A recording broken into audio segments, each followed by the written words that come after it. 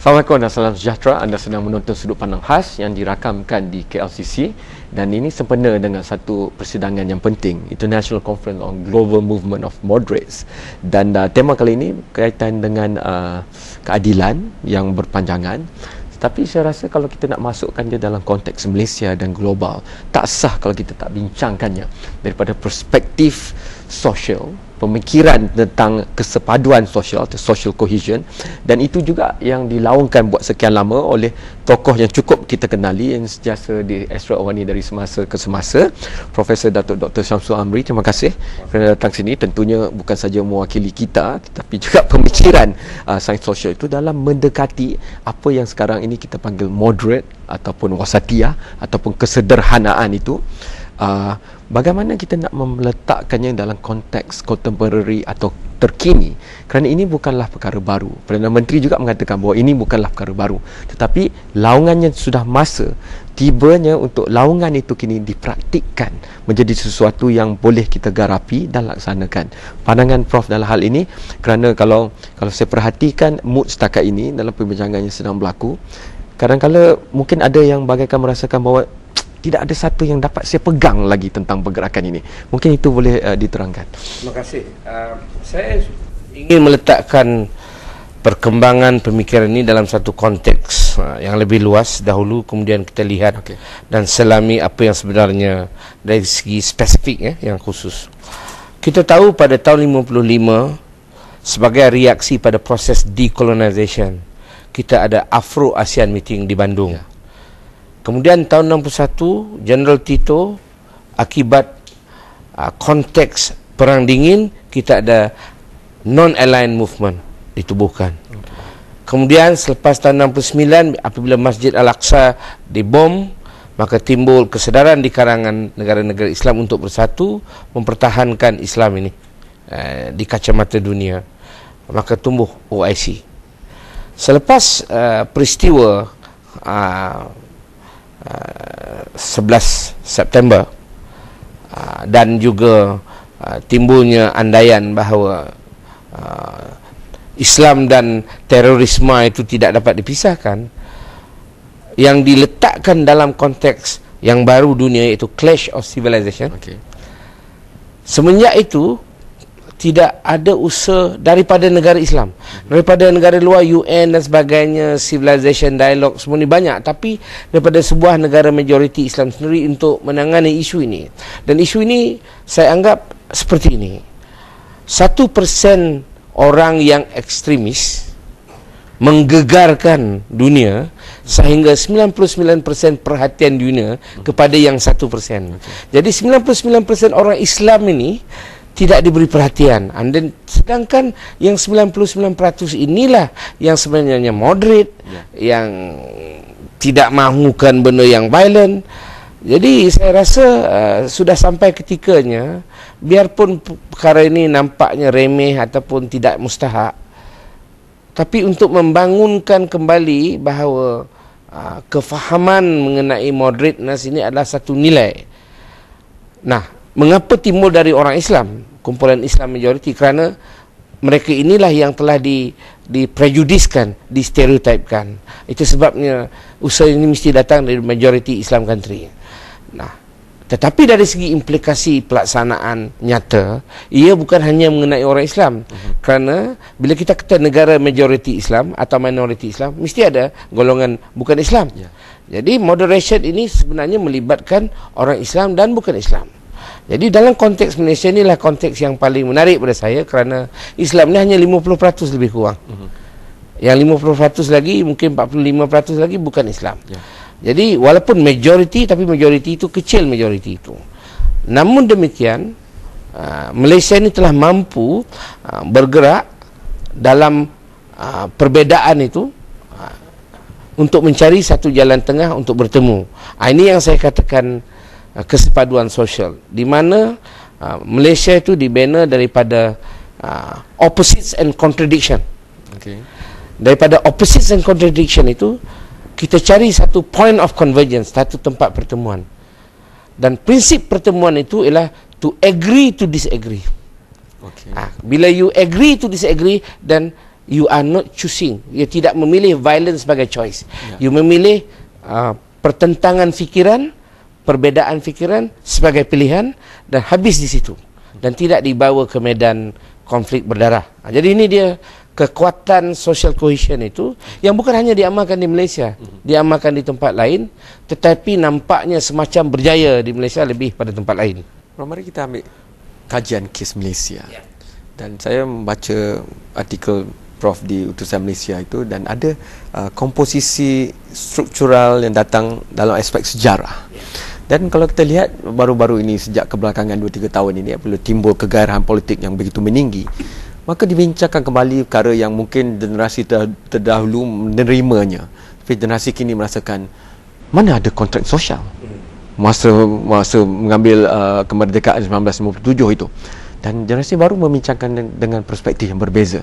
Jadi dengan melihat struktur sejarah dahulu, membawanya kepada relevannya sekarang, saya rasa pendekatan kesederhanaan bukan sahaja perlu relevan kepada mereka yang mendokongnya, tapi yang merasakan bahawa mereka tidak perlu sederhana itu juga. Apabila dihujahkan kesederhanaan itu, maka itu yang menjadi perhatian. Pada saya sebenarnya, seperti yang saya selalu nyatakan di Malaysia ini, kita merindui, mengimpikan, menginginkan unity, perpaduan. Tetapi perpaduan itu belum dicapai. Tetapi apa yang kita belum capai sudah menjadi contoh pada negara lain. Jadi apa sebenarnya yang kita capai? Kita tak bersepadu. Jadi saya nyatakan kita sudah capai satu kesepaduan sebagai prasyarat kepada perpaduan itu. Jadi kita nak faham bagaimana kita boleh mewujudkan kesepaduan ini. Jadi dalam proses mewujudkan kesepaduan inilah kefahaman historical structure itu penting. Kerana ia tak boleh diawang-awangan, ia mesti diletakkan dalam keadaan nyata. Jadi kita lihat misalnya di Semenanjung Tanah Melayu untuk sekian lamanya, kita boleh mengekalkan keamanan itu. Ada berlaku perkelahian kaum antara kaum. Orang tak ramai tahu tahun 64 di Singapura 2 kali dalam setahun jadi rusuhan, tahun bulan Julai dan bulan September. Tapi kita ingat hanya tahun 69. Jadi kadang-kadang selective forgetting memory ini susah juga. Jadi pada saya kita tak boleh memaksa orang memahami sejarah, tapi kita boleh menguraikannya. Jadi ini timbul, saya tengok buku sejarah pun tak membincangkan hal ini. Apa yang berlaku tahun 45 selepas Jepun kalah pun tak diceritakan.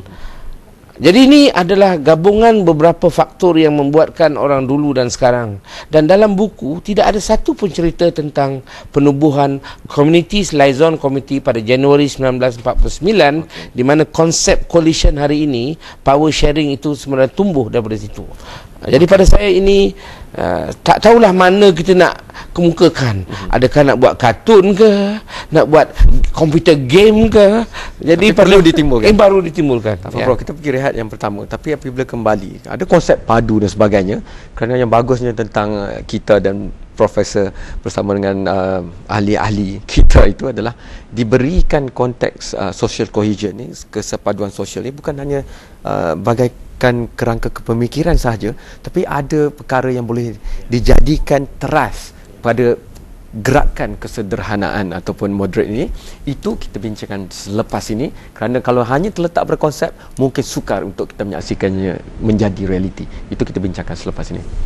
Anda masih lagi menyaksikan satu rakaman khas sudut pandang di sisi satu persidangan yang penting, iaitu International Conference on Global Movement of Moderates. Dan dalam konteks itu juga tadi kita bincangkan tentang betapa Malaysia sudah pun menjadi ikutan dunia sebenarnya dalam konteks di mana kita belum mungkin mencapai perpaduan yang kita inginkan, tetapi kesepaduan sosial itu sudah ada, dan itu sudah pun dikaji dengan begitu mendalam oleh Prof sebagai satu kerjaya dan juga oleh Institut Kajian Etnik sekarang ini.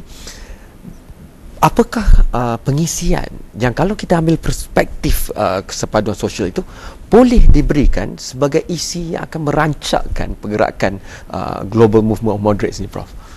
Apa yang sebenarnya kita harus fikirkan, bagaimana kita nak ambil intipati pengalaman Malaysia itu dijadikan semacam satu template untuk membolehkan kita memulakan engagement. Bukannya menyelesaikan, tapi memulakan kesepaduan sosial melalui engagement. Kerana itu sangat penting. Selagi kita tidak boleh datang ke meja perundingan, selagi itulah kita tidak akan menyelesaikan masalah. Okey, ada 3 perkara yang saya lakukan di Institut Kajian Etnik untuk menguji keadaan di Malaysia ini. Pertamanya ialah mengenai early warning system, membina early warning sistem amarah awal yang dikatakan mesra itu, monitoring of ethnic relation system. Kita nak tahu berdasarkan ukuran quality of life, apakah pandangan rakyat terhadap quality of life kita ini.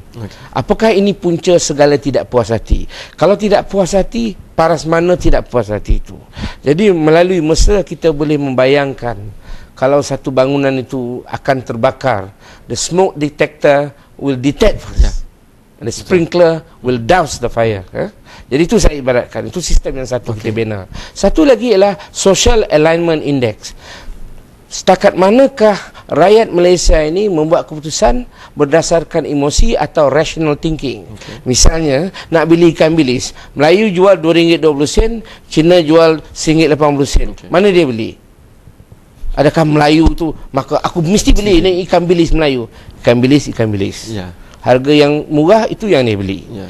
Jadi terbukti di Malaysia sekarang ni indeks sosial ini menunjukkan kepada kita orang Malaysia ni sangat rasional. Memang adalah 2-3 orang yang kepala tak betul kan? Ya. Jadi kita tak boleh. Itu 1% lah, bukan 99%. Bukan 99%, yang 1% tu. Ya. Jadi yang ketiganya ialah mengamalkan yang kita tak sadar di Malaysia ni ialah macam mana kita nak memantau. Kerana Malaysia ni aman dan stabil. Tetapi keamanan dan kestabilan itu bukannya sesuatu yang alamiah, yang kita dapat dari Tuhan dan sebagainya, tapi sebenarnya yang kita bina, yang kita jaga dan yang kita pupuk. Jadi kesepaduan sosial di Malaysia ni, kestabilan politik dan keamanan itu tidak boleh di-calibrate, tak boleh kita ukur. Macam orang suami isteri dah berapa kali nak ukur. Adakah dia baik kerana dia berkelahi tak berkelahi? Dalam senyap dia tak berkelahi. Ataupun kita nak ukur kerana dia selalu pegang tangan, berbaik-baik maka dia bersepadu, tak boleh juga pakai. Betul. Jadi yang kita mampu buat hanya memantau. Dengan waktu yang panjang kita tengok berapa kali dia bersetuju, berapa kali tak bersetuju, berapa kali dia duduk dalam kita pandang lain-lain. Kan kita pantau lah macam mana kita nak tengok perpaduan ni. Jadi untuk memantau itu kita mencadangkan pada kerajaan untuk mengadakan social R&D.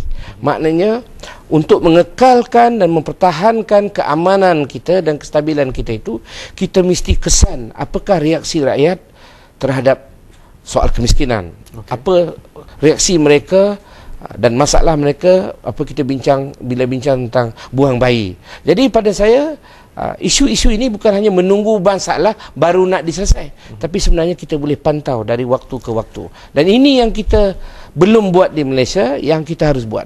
Dan saya rasa kalau saya boleh lekatkannya kepada satu permasalahan yang kerap didapati seluruh dunia, kalau kita hanya gunakan kayu pengukur yang sudah ada seperti KDNK, keluaran dalam negara kasar, untuk mengukur sama ada kualiti hidup itu bagus atau rakyat bahagia, maka ia tidak memberikan suatu gambaran atau cerminan yang menyeluruh berbanding dipadankan dengan alat-alat pemantauan ini. Dalam konteks itu, Prof, bagaimana juga kita boleh lari daripada pergelutan kuasa dalam pemantauan ini? Kerana seperti Prof kata tadi, ikan bilis adalah ikan bilis. Tapi kadang-kala mungkin mudah untuk bezakannya bagi ikan bilis, tidak mudah untuk membezakannya apabila kita berbicara tentang perkara seperti pendidikan dan sekolah yang berbeza. Itu sebabnya pada pandangan saya, kalau kita ada social R&D itu, kita boleh pantau ini semua dengan lebih terperinci dan konsisten. 6 bulan sekali, 3 bulan sekali. Mungkin tidak seluruh negara tetapi secara bersampel. So pada saya, kita kena buat banyak kerja. Kerana untuk wujud di Malaysia ini, proses negotiation bargaining ini berterusan.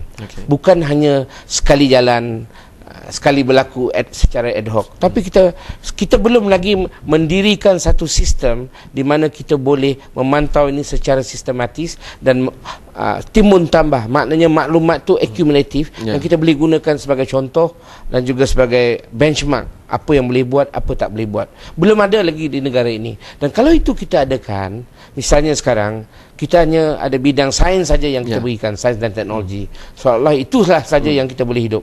Sebenarnya kalau ada sains dan teknologi, bagaimana kita nak imbangkan segala discovery sains itu dengan discovery of human problem? Jadi ini yang saya bayangkan yang kita boleh lakukan, yang belum lakukan. Jadi pada satu peringkat tentunya kita akan menghadapi masalah abstrak ini. Tetapi melalui pengalaman kita akan dapat simpulkan kejadian-kejadian yang kita boleh jadikan contoh ataupun pengukur di peringkat yang lebih terperinci. Pendekatannya sudah ada, konsep sudah dimetrikan dengan kayu pengukur dan sebagainya dalam pemantauan. Tetapi mungkin selepas rehat yang terakhir ini, kalau untuk gerakan kesederhanaan ataupun moderate ini ada institusinya, dibina institut wasatiyah untuk menjadi mungkin satu institusi yang melihat pada perkara ini, ada yayasannya. Tapi kalau apa yang kita cakap tentang kesepaduan sosial ni, adakah ia akan menjadikan bagaikan satu standard ataupun ISO yang ini dia kriteria dia laksanakan di institusi ini, ataupun dia memerlukan institusi sendiri supaya orang yang dengan cara lama itu akan lebih faham lagi dan melihat pelaksanaannya, ataupun bagaimana, itu kita akan bincang dengan Prof selepas ini. Anda masih lagi menonton Sudut Pandang Khas yang dirakamkan di KLCC sempena dengan satu persidangan yang membicarakan tentang gerakan global untuk kesederhanaan ataupun moderate. Dan tadi kita berbincang tentang pemantauan dan sebagainya, Prof. Tetapi soal tentang perlukah diinstitusikan dan bagaimana caranya, kerana kadang-kala kalau hanya diletakkan mekanisme itu tetapi tidak ada badan yang betul-betul mengkhusus melihat dan menaungi dan memberikan dana dan sebagainya, maka itu juga akan menjadi satu masalah. Saya rasa begini, ini adalah salah satu cara. Kita nak buat rumah dulu ke isi dengan orang, atau kita cari orang lepas tu cari rumah sewa. Jadi pada saya dua-dua boleh. Tapi kalau ada orang bermurah hati sediakan istana, kita masuklah. Lagi bagus. Lagi bagus. Jadi saya tidak melihat ini sebagai satu halangan lah. Pada saya ini mungkin satu galakan. Cuma kita mesti mengingatkan diri kita, jangan terlalu leka dengan bangunan ini, dengan yayasan ini, namanya wasatiyah ke, sederhana ke, moderate ke, kalau pengisian itu tidak dilakukan. Kerana saya boleh nyatakan bahawa tidak ada ini pun, idea yang baik itu akan tumbuh dengan sendirinya. Apatah lagi kalau dibagi pasu bunga yang cantik. Dia macam itulah. Kalau bunga yang baik, benih yang baik, dia boleh tumbuh di mana-mana. Jadi soalnya institusi ini belum pasti menjamin kejayaan. Apabila saya meletakkan tweet ataupun pergi catatan Twitter secara langsung ketika berlangsung ucapan, malah ketika pembentangan Prof, maka banyak komen dari situ seperti saudara Karim Raslan dan sebagainya. Mereka mengatakan ya, tapi cabaran utamanya adalah pelaksanaan. Jadi mungkin cabaran itu kalau kena kepada diri kita sendiri di Malaysia ini adalah jika kita sudah ada alat pemantauan kesepaduan sosial untuk mengukur dan sebagainya, maka bagaimana pelaksanaan polisi di pelbagai sektor, sama ada swasta maupun kerajaan tempatan maupun persekutuan, mengambil kira perkara ini, Prof. Kerana kalau kita masih lagi menggunakan mekanisme yang kita banyak ikut dan turuti dari negara asing, maka kita tidak menggunakan permata di depan kita ini. Soalnya sekarang ujian yang terbesar untuk usaha ini ialah setakat mana kita nak mendengar orang kita bercakap dan menyumbang. Itu ujiannya. Kalau kan hanya untuk konsultan, saya rasa ini tidak ke mana. Jadi macam projek yang dulu-dululah. Yang idea bagus tu kita ada, tapi yang dirujuk orang lain. Jadi dan kemudian orang lain akan sewa idea kita dan masukkan ke tengah. Dan hanya suku, yang 3 suku dia simpan, besok lain kali kita minta dia bagi sikit-sikit mengikut harga yang kita bayar. Saya rasa ini tidak akan ke mana. Tapi saya percaya tidak ada pun institusi ini benda ni akan berjalan. Kerana perbezaan yang paling besar di Malaysia sekarang ialah demokrasi bukan hanya pilihan raya. Demokrasi bererti partisipasi. Partisipasi inilah obat kepada penyakit kita. Kalau saya ambil hujah itu, Prof, adakah masyarakat, terutamanya masyarakat sivil atau madani itu kini mendahului institusi lain atau sektor lain seperti sektor politik dengan ahli-ahli politiknya yang masih lagi dengan cara lama, tetapi masyarakat sivil, masyarakat madani ini sudah seperti yang Prof katakan tadi, mahukan kayu mungkur itu, mahukan ini yang diletakkan terdahulu misalnya. Bagaimana nak mengambil yang lain ini juga untuk bergerak seiring? Saya rasa itulah salah satu perkara yang terlibat dalam transformasi GTP itu ialah sebenarnya orang berfikiran Jurassic dan lapuk ni, macam mana kita nak sedarkan bahawa di depan mereka itu adalah golongan yang tidak melihat apa yang you kata penting itu penting. Jadi sekarang dia terpaksa menerima, sayangnya selalunya orang ini masih lagi menjadi ketua dan pemimpin. Sedangkan yang menimbulkan persoalan ini adalah mereka yang muda. Jadi soalnya sekarang saya rasa pemimpin yang mana sanggup menerima idea ini. Jadi dari segi itu saya ingat Perdana Menteri mungkin seorang saja yang ada Twitter, yang ada Facebook. Yang lain saya tak tengok lagi Facebooknya. Yang saya tengok book je atau face saja. So kita kena carilah mungkin apa yang dilakukan oleh Perdana Menteri ini sebenarnya bukan untuk orang luar, untuk orang kita sendiri mengikut. Sebagai langkah pertama supaya untuk menunjukkan pada orang luar, kita kena memurnikan diri untuk membuat ini dulu. Ini ada bak kata orang tu, dia sekali berkayuh 2-3 pulau terlangsung lah, ya. Maksudnya saya tertarik dengan satu komen diberikan oleh seorang pemerhati jugalah. Beliau juga turut berada ketika syarahan perdana Profesor Ulung, Prof Syamsul Amri dahulu, dan ada antara hujah ini yang dibentangkan hari ini dibentangkan ketika itu, dan ketika itu beliau menyatakan kepada saya, sebelum ni saya risau kerana saya pergi ke mana-mana pun orang bercakap politik tak habis-habis, bagaikan nak berperang besok. Tapi apabila Prof mengatakan bahawa orang Malaysia memang suka bercakap konflik, tapi mereka tidak berlaku konflik. Kalau Prof boleh ambil kembali sedikit hujah itu untuk kita tutupkan perbincangan ini. Sebenarnya salah satu kehebatan Malaysia ini ialah kesedaran di kalangan rakyatnya dan kematangan rakyatnya yang tidak pernah diberi perhatian dan diperlakukan. Jadi pada saya, orang Malaysia ni matang. Dari dulu pilih parti PAS, parti pembangkang Dewan untuk adun, tapi untuk Parlimen barisan. Jadi orang yang seperti ini sebenarnya dia tahu apa yang dia mahu. Dan sekarang sudah menjadi pola di seluruh negara. Jadi tetapi orang Malaysia dia tidak akan berhenti berdebat. Itulah kerja mereka yang paling kuat. Itu sebabnya Mamak Corner become very famous kan. Sebabnya itulah tempat pertemuan dan ruang perdebatan. Kalau boleh saya letak mikrofon bawah meja tu. Tak ada, semuanya mengata kerajaan, mengata pemimpin. Yang untung Mamak kan. Satu lagi roti canai kata dia. Satu lagi teh tarik. Jadi pada saya, kekuatan Malaysia itu ialah we talk conflict. Kita cakap konflik, tapi kita berjalan bersama untuk mencari penyelesaian. Dan pemberita dari luar negeri dia tengok yang talk konflik, dia tak tengok orang Malaysia berpegang tangan, berjalan dan berunding, ya. Jadi di sinilah kehebatan dan kematangan orang Malaysia. Jadi kita sendirilah yang perlu mempakejkan perkara ini seperti yang dibentangkan oleh Prof dalam pembentangan di dalam persidangan ini, dan berikannya kepada dunia untuk dunia pertimbangkannya sebagai satu gerakan kesederhanaan. Terima kasih banyak Profesor Syamsul Amri, seperti biasa sentiasa menarik untuk diperbincangkan.